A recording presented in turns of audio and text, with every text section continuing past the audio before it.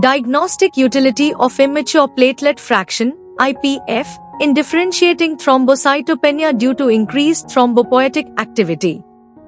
By C. Karyavasan, C. S. Botain, B. L. T. Balsuria, U. S. Ruhunuheva, D. M. C. Desanaik and S. A. C. D. Rantunga. Introduction. Thrombocytopenia, a frequent finding in hematology, often necessitates comprehensive investigations to determine its underlying cause. The immature platelet fraction, IPF, has emerged as a potential diagnostic marker for thrombocytopenia associated with increased thrombopoietic activity.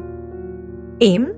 This study aimed to evaluate the diagnostic utility of IPF in differentiating thrombocytopenia due to increased thrombopoietic activity and to assess potential variations in IPF by age and sex.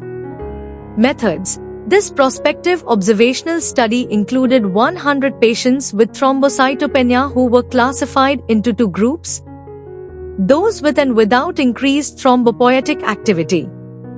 Peripheral blood samples were analyzed using a full blood count (FBC) analyzer capable of measuring IPF. Statistical analysis was conducted using SPSS version 20, with a p-value less than or equal to 0.05 considered statistically significant.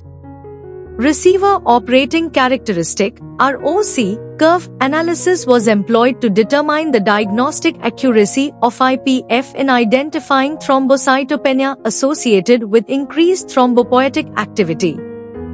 Results. A total of 62 patients with thrombocytopenia without increased thrombopoietic activity had a mean IPF of 5.59%, 95% CI, 3.4 to 7.8. In contrast, the mean IPF was significantly higher at 14.38%, 95% CI, 9.4 to 19.4, among 38 patients with thrombocytopenia and increased thrombopoietic activity, p is equal to 0.00. An IPF cutoff value of 8% demonstrated a sensitivity of 100%, specificity of 87%, a positive predictive value, PPV, of 82%, and a negative predictive value, NPV, of 100%.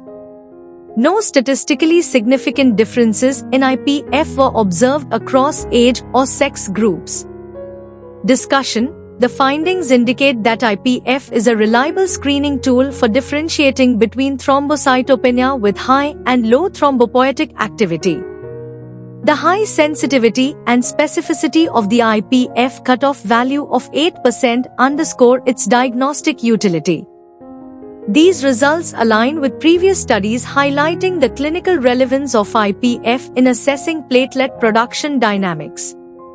The absence of significant differences based on age or sex suggests that IPF can be broadly applied across diverse patient populations. Conclusion. IPF, as determined by automated analyzers, is an effective diagnostic marker for evaluating thrombocytopenia. An IPF value greater than 8% provides excellent sensitivity and good specificity for identifying thrombocytopenia associated with increased thrombopoietic activity, making it a valuable tool for guiding clinical decision-making. Future research may focus on integrating IPF into routine diagnostic workflows and exploring its application in broader hematological conditions.